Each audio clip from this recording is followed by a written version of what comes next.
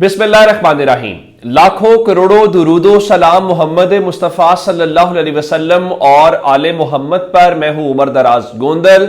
आज पाकिस्तान और इंडिया का मैच है। गो के इंडिया की बददयानती, बदनीयती और हठधर्मी की वजह से वो मैच पाकिस्तान में नहीं बल्कि दुबई में हो रहा है। वो मैच पाकिस्तान में होना चाहिए था। जिस तरीके से कल लाहौर ने ऑस्ट्रेलिया और इंग्लैंड के मैच के अंदर जिस तरह से उनकी पजीराई की और वो लाहौर की खूबसूरती है, ये लाहौर में हो रहा होता तो आपको समझ आती कि आज मैच क्या चीज है। लेकिन उससे पहले कुछ बड़ी बड़ी खबरें हैं। जाहिर है पूरी कौम दुआ गो है। इवन आज तो अली अमीन गंडापुर कह रहे थे कि हमें तो बहुत उम्मीदें थी फखर जमान से, लेकिन वो इंजर्ड हो गए। चले उनका हम दुआ कर सकते हैं। तो सारी दुआएं हैं। उसके ऊपर सोशल मीडिया के ऊपर भी मुख्तलिफ चीजें चल रही हैं। कोई कह रहा है कि जो जिंदगी मौत का खेल शुरू होने में कितना वक्त बाकी है। लेकिन चलिए ये मैच तो शुरू होगा तो उस हवाले से फिर बात करेंगे। फिलहाल कुछ और खबरें हैं और वो धड़ाधड़ खबरें हैं। मैं आपको बताना ये चाह रहा हूं कि मैंने आपको कल भी कहा था कि हुकूमत आमतौर पर जलसे शुरू नहीं करती, तो हुकूमती जलसे भी शुरू हो गए और कुछ हुकूमत के जो इत्तेहादी हैं जिनको हाल ही में लॉन्च किया गया उनको भी लाया गया। तो परवेज खटक ने मानकी शरीफ में जलसा किया। वो जलसे से ज्यादा लोगों को ताने देने वाली बात थी, उनसे शिकवे करने वाली बात थी। कभी वो माल्टों की बात कर रहे थे, कभी वो कुछ और बातें कर रहे थे। फिर उन्होंने कहा जी सबसे ज्यादा जो झूठ बोलने वाले हैं वो पीटीआई वाले हैं। अगर सबसे ज्यादा झूठ बोलने वाले पीटीआई वाले हैं तो जनाब ये फरमाइए कि नौशहरा के अंदर जो है वो लोगों ने आपको मुस्तरद क्यों कर दिया, लोगों ने आपके सच को सच क्यों नहीं समझा, एक बात ये बताइए।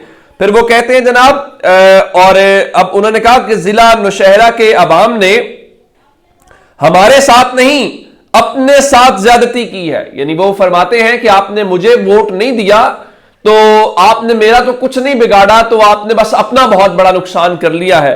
फिर उससे भी बहुत एक दिलचस्प एक जगह के ऊपर बात की और उन्होंने कहा कि वो आज जो है वो झूठ के खिलाफ जिहाद शुरू करूंगा और बतौर वजीर आला सूबे के लिए जो कुछ किया अपने दम पे किया। क्या वजीर आला अपने दम पे बने थे? क्या मैंडेट अपने दम पे लेके आए थे? फिर एक और ऐसा जुमला जो पता नहीं अब अवाम के इसमें क्या कसूर है। जनाब ने फरमाया कि गुज़श्ता इंतखाबात में, यानी जो 8 फरवरी को एक साल पहले इलेक्शन हुए हैं, गुज़श्ता इंतखाबात में लोग अंधे बहरे हो गए थे।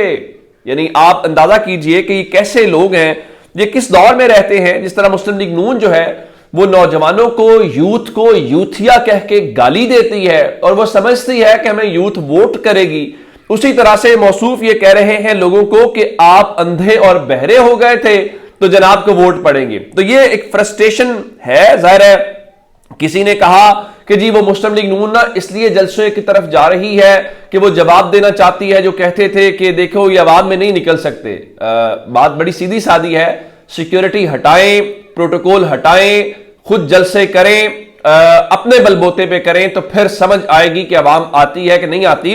इस तरह तो फिर आप मुझे कोई इख्तियार दे दें, मुझे आप एक जिले का डीसी लगा दें और मुझे कहें कि फलां ग्राउंड भर के दिखाओ, मैं ना भर के दिखाऊं तो मुझे अगले दिन आप मेरे मनसब से उतार दीजिएगा।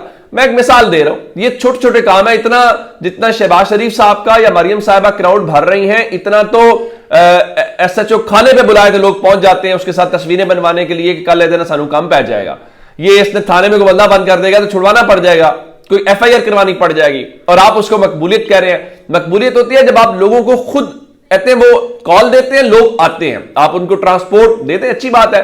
ना दें उनको, बाकी लोगों का कोई मसला नहीं होता। फिर आपको सिर्फ पीटीवी से कवरेज नहीं करानी पड़ती, फिर आपको दूर दराज इलाकों में नहीं जाना पड़ता। फिर आए ना, आप जा रहे हैं डीजी खान नारोवाल, उनको दे मौका, तहरीक आलिया हमजा साहबा को मौका दे दे कि जनाब आप जाएं और आप मीनारे पाकिस्तान पे जलसा कर लें, फिर आप देख लीजिएगा। उसकी एक मिसाल है, आप भी जलसा कर रहे हैं, आपके इत्तेहादी भी जलसा कर रहे हैं और इन्होंने क्या किया। इधर मंडी बहाउद्दीन की बात सुन लीजिए कि इनके जिलाई सदर हैं तारिक महमूद साई और एमपी हैं जरनाब शेर साई, और वहां पे मैंने देखा कि बासमा रियाज चौधरी साहबा थी और गालिबन कौसर साहबा भी थी या दीगर जो उनके पार्टी के रहनुमा हैं। अब उनके अगर इस हवाले से कोई इकट्ठ था तो डेरों पे आपने रात को पुलिस के छापे मारे हैं और इमलाक की तोड़ फोड़ के इल्जाम आपके ऊपर लग रहे हैं, इसलिए सिर्फ कि आप जो है वो उन्होंने आपको दरखास्त जमा करा दी है कि वो जलसा करना चाहते हैं और आपने उस जलसे को के लिए ये कर रहे हैं। और फिर उसी तरह से पीपी 143 में जो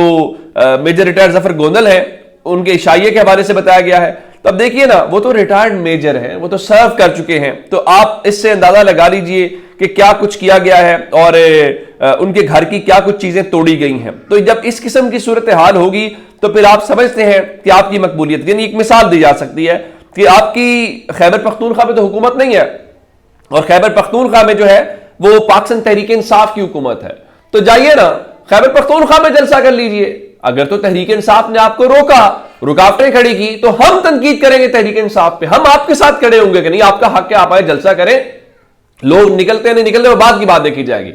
लेकिन ये पंजाब के अंदर मार्शल लॉ का माहौल पैदा करना, लोगों की सियासी एक्टिविटी के ऊपर पाबंदी लगा देना, उनके आईनी हुकूक सलब कर लेना और फिर ये कहना कि जमहूरी हुकूमत है, मेरा ख्याल है गैर मुनासिब है। मौका दें, खुद जलसे करें, आपको कोई रोक नहीं रहा। आपने ताखीर से शुरू कर दी कि आपने 1 साल से शुरू किया, आपको चाहिए था हुकूमत संभालने के अगले दिन ही जलसे शुरू कर लेते ताकि आप अपने अंदर क्या वो डर खौफ कॉम्प्लेक्स जो है उसका कोई हल निकाल लेते। तो अब इसका इल्जाम जिस तरह परवेज खटक ने तहरीक इंसाफ के ऊपर डाला, अब ख्वाजा सादर रफीक एक मंझे हुए सियासतदान है, वो क्या फरमाते हैं, वो कहते हैं इमरान खान, साकिब निसार, कमर बाजवा गैंग के तैयार करदा नफरत रोबोट्स नारोवाल और डीजी खान के अवामी जलसों की कामयाबी पर सीख पा है। इन मुनाफिकीन को फॉर्म 47 का रोना रोते वक्त आरटीएस बिठाकर इलेक्शन लूटना याद रहता है, ना ही सियासी इंतकाम का मातम करते हुए इमरानी इंतकाम पर कोई नदामत महसूस करते हैं। ये ज़ॉम्बीज यानी पीटीआई के सियासी, ये ज़ॉम्बीज आगे लिखा पीटीआई के सियासी मुखालिफिन को नर्म नहीं होने देंगे। यानी आप जो कुछ पीटीआई के साथ कर रहे हैं इसकी वजह भी पीटीआई है, आप सख्त हैं इसकी वजह भी पीटीआई है। नहीं, ऐसे नहीं होगा। अब एक जानिब आप ये कहते हैं और दूसरी जानिब एक और खबर सुने ना कि आपके जुड़े हुए वो लोग जो आजकल जो मीडिया के ऊपर या बाकी जगहों के ऊपर आप उनको बिठा रहे हैं और फिर वो एक आपने काले लोगों वाला लॉन्च किया हुआ है जो डिजिटल का पीटीवी आपका बना हुआ है, तो उसमें बैठ के वो बताते हैं जी देखिए जब से ये पब्लिक इंटरेक्शन स्टार्ट हुआ है ना मरियम नवाज का और आर्मी चीफ का और डीजी आईएसपीआर का तो तहरीक इंसाफ की ना इतने % मकबूलियत गिर गई है। ऐसा ही होगा। मेरी सिर्फ इतनी गुजारिश है कि उन्हें लाहौर में एक रैली निकालने दें, जलसा करने दें, पता चल जाएगा। आप खुद इंटरेक्ट करें, कोई रोक नहीं रहा, सब जाएं, यूनिवर्सिटीज में जाएं, कॉलेजेस में जाएं, जहां आपका दिल करता है जाएं, उनको कहीं करने दें। और आपको, और ये भी नहीं है, यानी आप नवाज शरीफ साहब को उतार लेना और वो इमरान खान नहीं है मैदान में, आलिया हमजा होंगी, कोई हमाद अजहर होंगे, शौकत बसरा होंगे, मलिक अहमद खान भच्चर होंगे, शेख इम्तियाज होंगे, नाम लेते जाए जो उनकी लीडरशिप वहां पे मकामी है, वो होंगे। जब वो होंगे तो आप उसको देख लीजिएगा तो आपको पता चल जाएगा। सो इसको इस तरह से जोड़ना ये मेरा ख्याल है बड़ी गैर मुनासिब सी बात है। अब आते हैं आगे सिंध के हवाले से। आपने देखा कल पंजाब ने, लाहौर हाई कोर्ट ने क्या किया, फिर मुल्तान बेंच ने क्या किया, पिंडी बेंच, फिर इस्लामाबाद, क्या कुछ हुआ। उसके बाद कल चूंकि इनका डेलीगेशन गया हुआ तहरीक तहफ़्ज़ुज़ पाकिस्तान का, जिसमें सलमान अकरम राजा हैं, महमूद खान चकजई साहब हैं, असद कैसर साहब हैं, और उन्होंने मुलाकातें की हैं वहां पे जो जीडीए की क़यादत है और पीर पगाड़ा साहब से। और इस बारे में इतलात ये है कि जो डॉन ने रिपोर्ट किया है कि Pir Pagara while welcoming Tehreek Tahaffuz Pakistan delegation emphasized that constitution was the foundation of the country. He alleged that current parliament was unrepresentative and illegitimate, which was why GDA member, despite being elected, not taken the oath. यानी वही बात जो मौलाना साहब बाकी कह रहे हैं कि मौजूदा जो पार्लियामेंट है वो अवाम की नुमाइंदगी नहीं करती, वो अवाम की मुंतखब करदा नहीं है, और उनके मुताबिक इसी वजह से जो जीडीए के मेंबर्स हैं उन्होंने जीतने के बावजूद अपना ओथ नहीं लिया।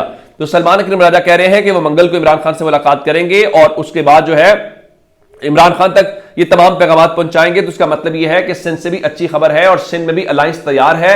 अब खैबर पख्तूनख्वा, पंजाब, सिंध, ये एक मुश्तरका तौर पे आप निकलेंगे तो कोई रास्ता निकलेगा, अदरवाइज वो सिस्टम कहते हैं हम किसी को हिलने भी नहीं देंगे। तो अब तक की डिटेल्स अपना बहुत सारा ख्याल रखिएगा। खुदा हाफिज।